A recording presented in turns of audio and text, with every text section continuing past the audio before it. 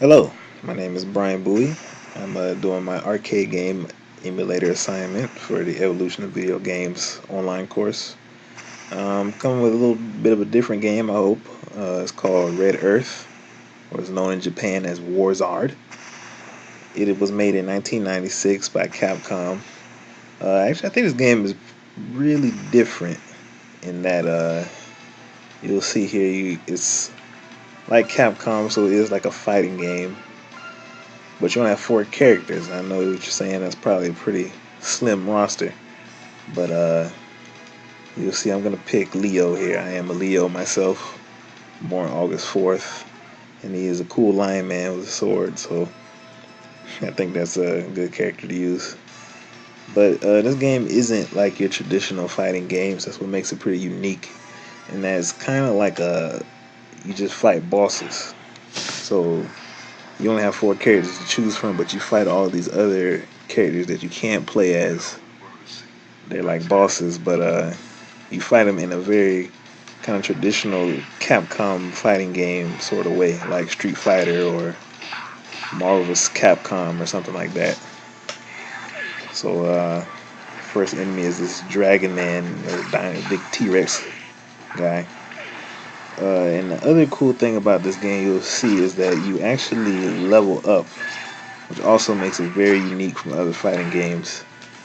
Honestly, for any fighting games back then or fighting games now, like I've never really seen this kind of mechanic in another game where it plays very much like a traditional fighting game, but you actually level up and you gain like new weapons and stuff. You see there at one I did like a kind of your standard super move.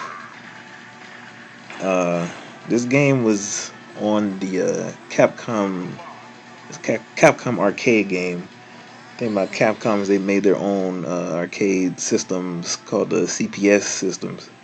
Uh, they had CPS 1, CPS 2, and this is running off CPS 3. CPS 3 was like their last arcade one, so it only had about like 4 or 5 games on that system. So, and as you can see, like these are 2D sprites, but the sprite like detail is really like high. You see there, I leveled up. You also became resistant to fire, so like you gain attributes and stuff. It's crazy for a fighting game. But yeah, CPS, because around like think about the time around '96, you started seeing a lot more 3D games. PlayStation and the N64 were coming out. So, oh, this guy just turned into a kind of giant ogre. Anyway, you saw a lot of those 3D games coming out. So, maybe 2D was maybe on the way out.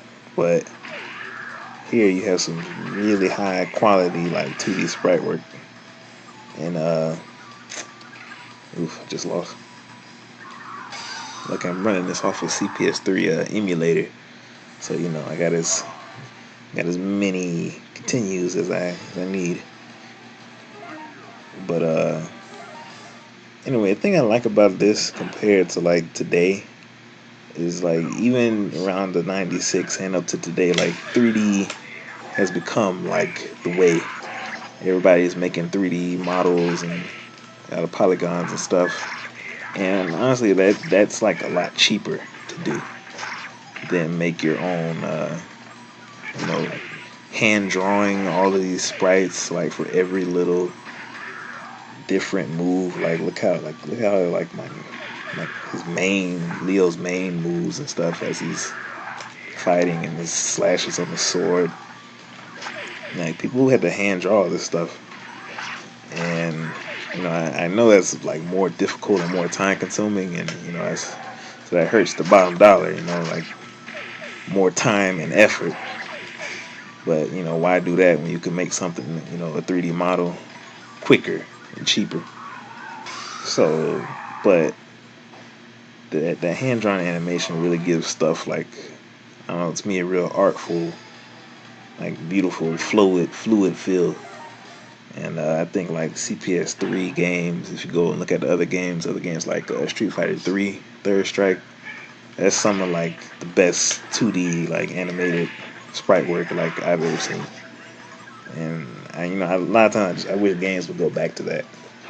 We got a lot of 3D games. It's all about pushing those polygons and making it look as realistic as possible. But I really love that 2D style. But this was Bryen Buie again playing Red Earth. I hope you enjoyed.